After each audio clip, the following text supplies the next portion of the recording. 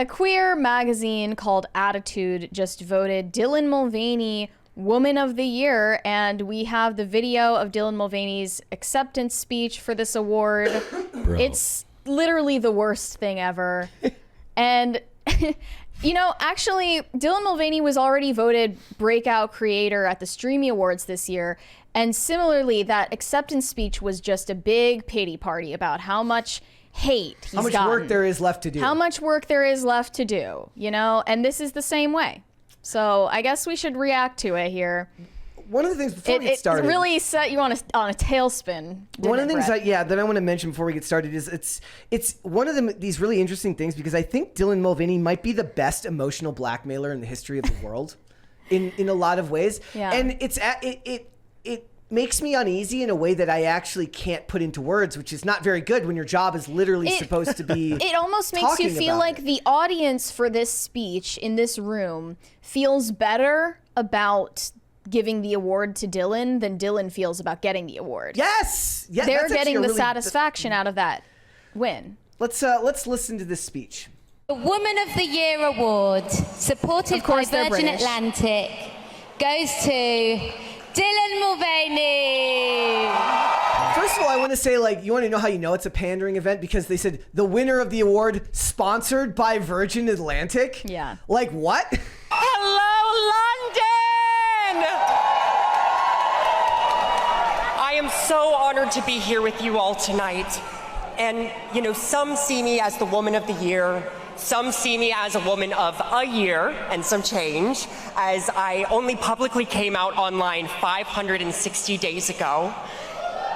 And some people don't see me as a woman at all. Me. I know. Which is why receiving this honor from a queer publication like Attitude means so much more to me. Because here's what I've realized. You ready? Okay. So, no matter how hard I try, or what I wear, or what I say, or what surgeries I get, I will never reach an acceptable version of womanhood by those hateful people's standards. I mean, but hateful? That's by reality standards. That's point one, right? That's immediately framing anyone that disagrees with you as a bad person and is hateful. I want you to pay attention to the linguistics in this. This is a masterfully worded guilt trip on the entire population. It's scary. Like, I do find this to be scary. It's worded to pat the people in the audience on the backs. Yes. Because they're there to feel morally superior. Oh, yeah. as long as I have the queer community that sees me for my truth, I'm going to be okay. My truth. There's my truth. And I'm equally grateful that this title is happening in the UK, and not just because I am deeply attracted to your accents, which I am, but because I came to London on holiday this summer after months of feeling isolated. And when I arrived, I didn't feel that baggage that I was carrying back in the US. And I didn't feel like the trans beer girl. You know, I didn't walk into rooms and wonder, oh, does that person hate me? I was just another That's just a comment on your own narcissism. gal walking around into any room and thinking, do people here hate me? It's just wondering, do people here think I'm important? There's a $20 one from Dreamcast Night. Says Dylan sounds like Quagmire's father. After the sex change on the bright side, Seth Farland would hit it. There's something to me about treating actual womanhood like as they would call it, cis womanhood, as like a perverse costume that you can win an award for. Yep. Is disturbing in a way. Like, I'm a woman. I'm not getting any awards for simply being a woman. Yeah, it's. I mean, this really all started with Caitlyn Jenner, winning. Call me Caitlyn. Winning Woman of the Year first and then year. Winning Woman of the Year, and hypocritically after the fact, going to Twitter to talk about how actually biological women deserve their own spaces, they deserve their own sports leagues, etc. As long as it's sports and as long as it's sports and not awards where I get celebrated, right? Yeah. Super hypocritical. Burberry trenched on her way to a West End musical. And, you know, I romanticized this country as a safe place. And as dangerous as it is... Everything is couched in the language of victimhood. Yeah. Every inch of it. for trans people here right now, like the hate that was spewed last week. I don't know what that's Maybe referring it's to. less about where we are and more about who we're with. And that if I'm surrounded by people like you all, that this still can be one of my safe spaces. So, You're not entitled to any of that. So Nobody gross. is. No human being is. when you have a win for trans rights, that's a win for us back in the States too. And I think if we all just adopt a girl's girl mentality and we say goodbye to the scarcity complexes, that we have a better chance of A getting... man is going to tell us what a girl's girl mentality is. Yeah. And in the Also, the talk about the scarcity mindset and what Dylan is about to get into with, like, you know, women are being pitted against each other. Women are told that they're in competition with me, Dylan Mulvaney. Yeah, no woman, no biological woman ever felt that she was in competition with you, Dylan. That's ridiculous. through this because they want us to be in competition with each other. They would love nothing more than to see the L's and the B's and the G's turn their backs on the T's. And to quote the critically acclaimed High School Musical franchise, "We're all in this together." I know, almost as profound as Shakespeare. But I wanted to give a quick shout out to some of the girls in my life. Okay, that's The rest of it is just, you know, thanking people. There is a certain level of skill that it takes to manipulate a crowd like that. That is, Dylan's a performer at heart. Was Broadway, and it really does feel like somebody, I don't remember who it was, said like they feel like he's like a performance artist that's doing this on like a large scale, right? And it feels more and more like that every day. That it's not an identity. It's a very, very elaborate performance that's being done, and all the world is a stage. I feel like Dylan could have garnered some more good faith discussion if he had responded to the criticisms of his 365 Days of Girlhood series in an honest way, if he had engaged those criticisms. But he never did. He just, you know, labeled all of it as ignorance, hatred, baseless bigotry. There's also the criticism was you're making womanhood into a caricature. Yeah. Specifically, you're infantilizing women. You're calling it Days of Girlhood, especially, like, and prancing around in frilly dresses, acting like Eloise at the Plaza, and you're defining those trappings, the lipstick and the heels and the dresses, It's just a costume. as you're manipulating that costume as the definition of womanhood. That was the criticism, and he never engaged with it honestly. There's a $20 one there from Eritess 00. It says, Dylan, who's they though? Oh yeah, Dylan also later in the speech talked about, you know, living life off the binary. Yeah, that's what I want And to- it's so like, how dude, does you that- identify as a woman, right? Says a woman existing off the binary. Those are mutually exclusive things. Because a woman is part of the gender binary. What you're saying you are is something off that scale. So the fact that it's all designed to be as confusing as possible, so that you just give in and say, well, fine, they probably mean well.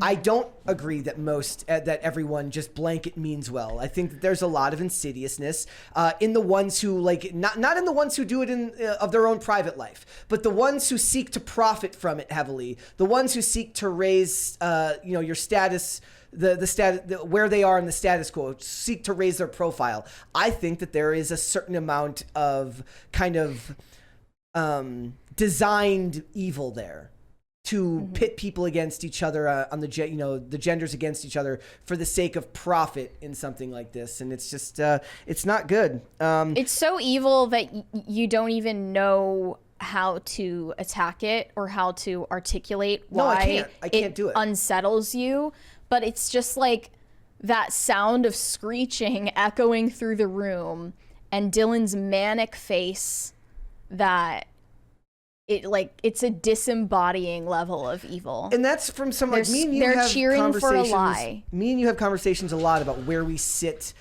in our beliefs, and people bring that up a lot, right? Like, I still consider myself in many ways to be very much a liberal in most cases with most things, but there is something about this that I can't put my finger on as to why it unsettles me so much. Well, I mean, because it's not real. I mean, all the trans stuff, it's not real. It's all, in my opinion, it's just, you know, the rest of society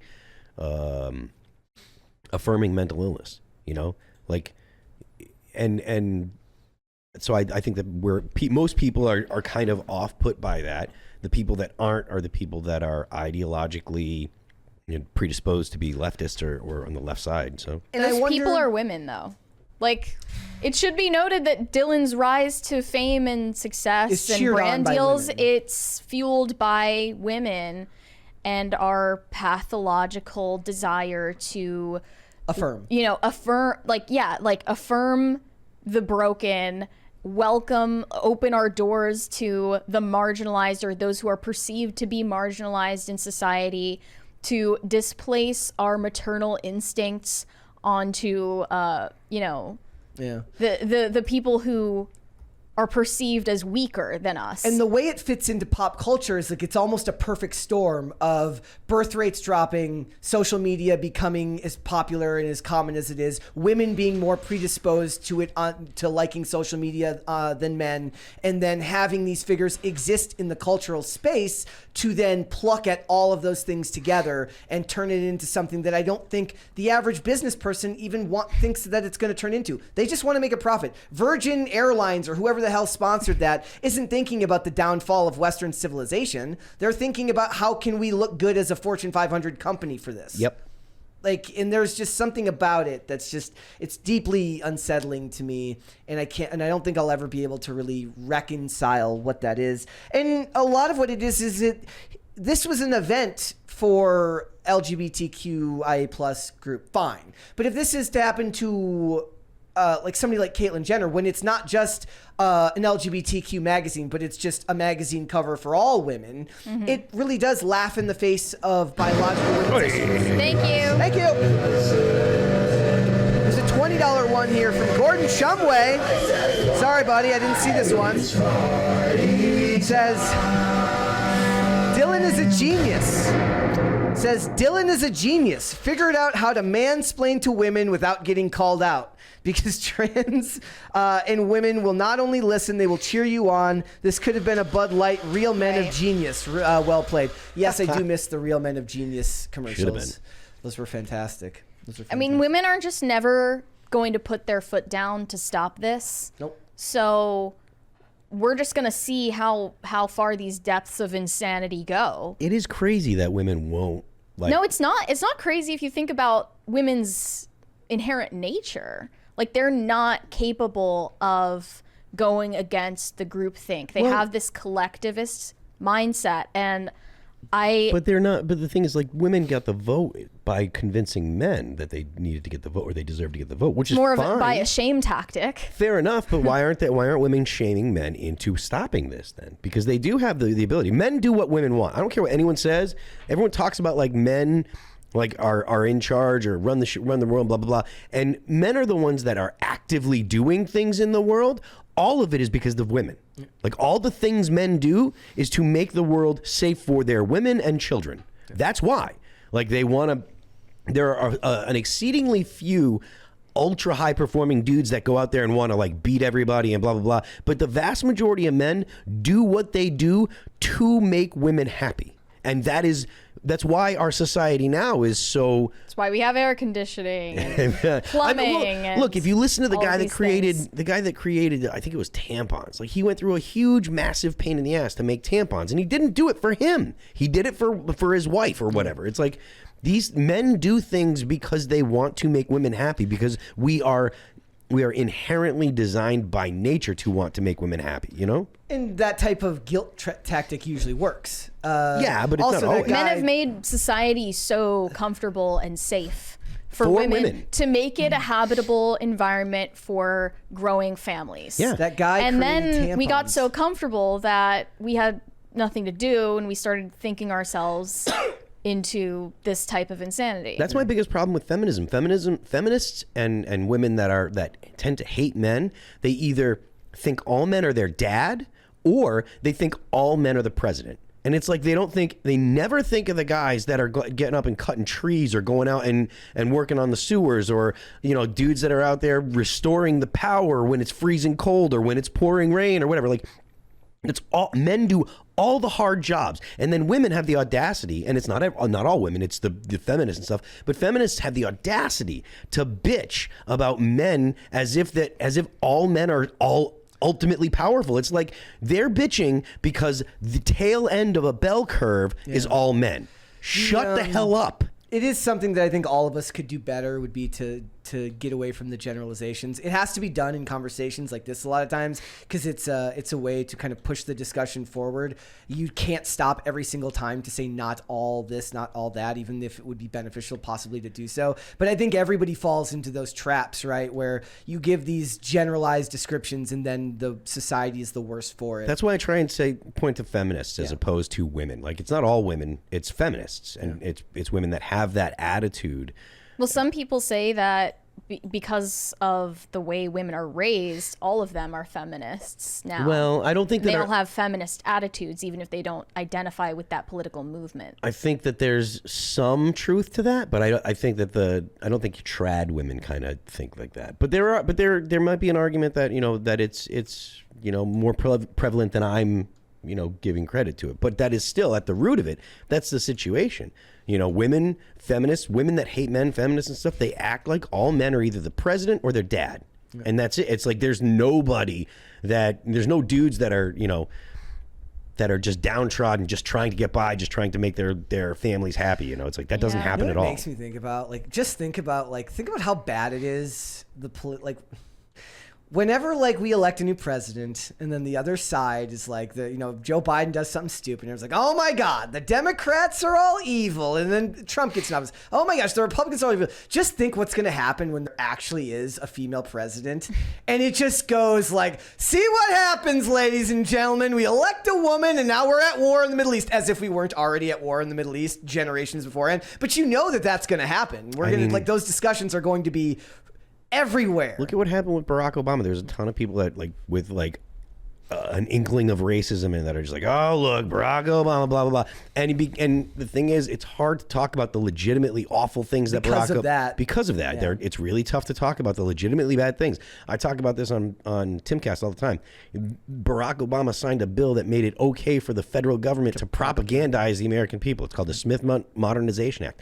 The Smith-Mundt Act initially said the State Department can't create materials to disseminate inside the U.S. And the point of that is the government doesn't get to have an opinion about the government. The government reflects the will of the people. Now, because Barack Obama signed that NDAA in 2012, the government can produce material that is disseminated into the United States, and it happened just at the same time that a cell phone, or the basically pocket computers, reached market saturation, and the most powerful mind control device ever created was in everybody's pocket. And now you've got, if you talk to people, so many people are like, man, in 2012, 13, everything seemed to start going crazy. And since then, people are like, oh man, the world is really crazy now, blah, blah, blah. It wasn't like that before, blah, blah, blah. Well, there is a whole generation of people that are now turning 18, 19, 20, 21 that don't have a significant memory of pre that. Yeah. So all they know is this crazy partisanship and stuff, and I think a lot of it is driven by the fact that the federal government is propagandizing people constantly with the cell phones and with social media. You talk about the FBI had a desk at Twitter. You know they have a desk at Google. You know they have a desk at Facebook. It's like, that's exactly what it was like when the Stasi in East Germany existed. Like, that's what happens in China. Every single business has a CCP desk, and there's a person that works for the government in every business. And it's like, that's what's happening in America. And most people are almost unaware of it. Thanks for watching. Listen to full episodes of Pop Culture Crisis on Spotify. Keep up with us on social media and make sure you subscribe and ring that bell so you never miss the show. Bye, guys.